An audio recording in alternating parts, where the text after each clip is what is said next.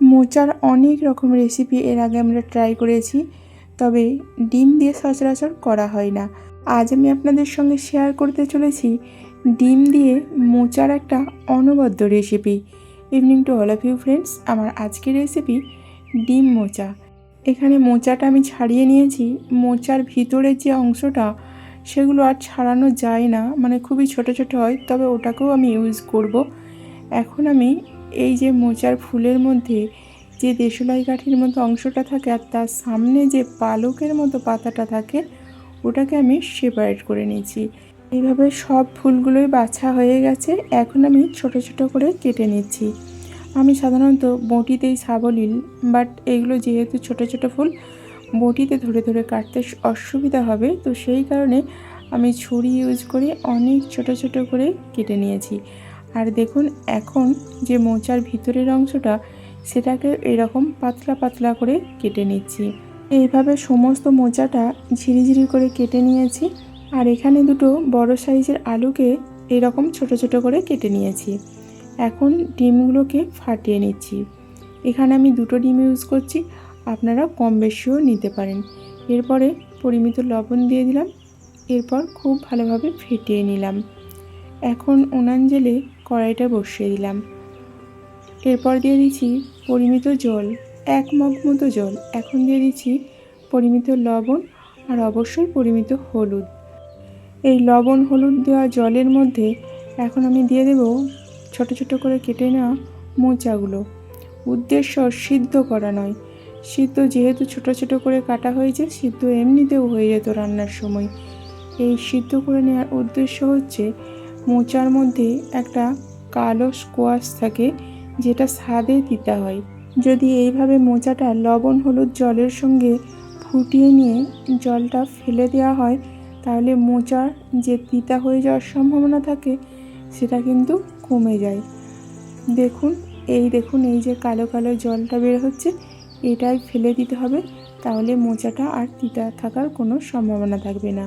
এখন মোচা থেকে জলটা ঝরিয়ে নেব, সেই কারণে ফুটো করা একটা ডিশের মধ্যে ঢেলে নিলাম।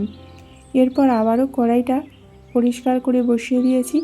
দিয়ে দিলাম পরিমিত সরিষার তেল। এখন দিয়ে দিলাম ছোট ছোট করে কেটে নেওয়া আলুগুলো। এরপর দিচ্ছি পরিমিত লবণ। এখন দিচ্ছি পরিমিত হলুদ। এরপর একটু নাড়াচাড়া করে দিচ্ছি যাতে লবণ আর হলুদটা খুব ভালোভাবে মিক্স হয়ে যায়। এখন আমি চাপা দিয়ে দেব। ঢাকা চাপা দিয়ে ভাজলে ভাজার সঙ্গে সঙ্গে অনেকটা সফট হয়ে যায়, তো সেই কারণে ঢাকা চাপা দিয়ে আলুগুলো আমি ভেজে নিলাম। ভাজা হয়ে এসছে, অনেকটা কালার চেঞ্জ হয়ে গেছে, লাল লাল হয়ে এসেছে। এখন আমি আলুগুলোকে তুলে নেব।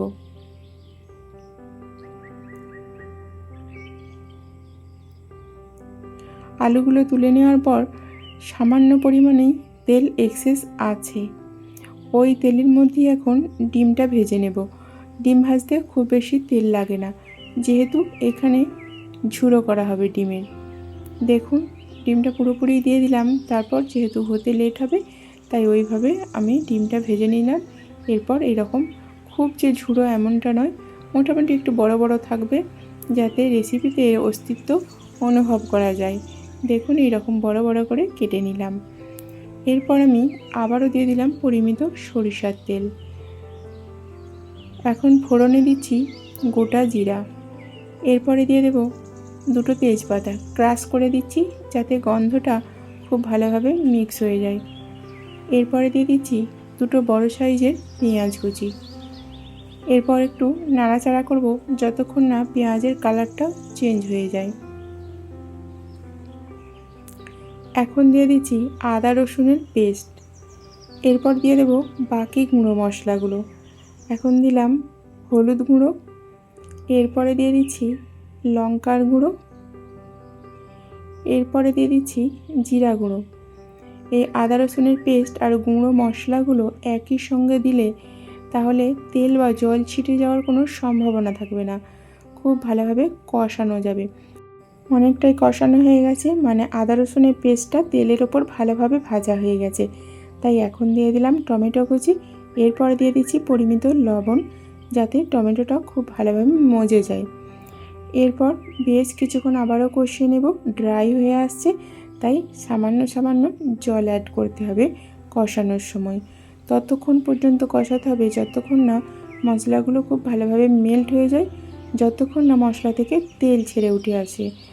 এরপর এখন দিয়ে দিচ্ছি আগে থেকে সিদ্ধ করে নেওয়া মোচাগুলো। পরিমাণটা বেশ অনেকটাই লাগছে, তবে এটা শাকের মতো অনেকটা। যত নাড়াচাড়া করা যাবে পরিমাণটা ততই কমতে থাকবে, ততই সিদ্ধ হতে থাকবে। প্রথমেই এটা জল দিয়ে খুব যে সিদ্ধ করেছিলাম এমনটা নয়, জাস্ট ভাপিয়ে নিয়ে জলটা ফেলে দিয়েছিলাম, তাই সিদ্ধ হওয়ার সঙ্গে সঙ্গে এখন পরিমাণটা কমে যাচ্ছে। মোচাটা বেশ কিছুক্ষণ কষানোর পর যখন পরিমাণটা অনেকটাই কমে যাবে, অনেকটাই কষানো হয়ে যাবে, দিয়ে দিলাম ভাজা আলুগুলো দিয়ে বেশ কিছুক্ষণ কষানোর পর মশলাটা মাখো মাখো হয়ে গেলে দিয়ে দিলাম ডিম ভাজাগুলো। এরপর আবারও বেশ কিছুক্ষণ কষিয়ে নেব। ডিম, আলু, মোচা খুব ভালোভাবে মিক্স হয়ে গেলে এখন চাপা দিয়ে দিলাম 5 মিনিটের জন্য। আঁচ খুব লো রাখতে হবে, যেহেতু জল দেওয়া হয়নি তাই তলায় লেগে যাওয়ার সম্ভাবনা থাকবে।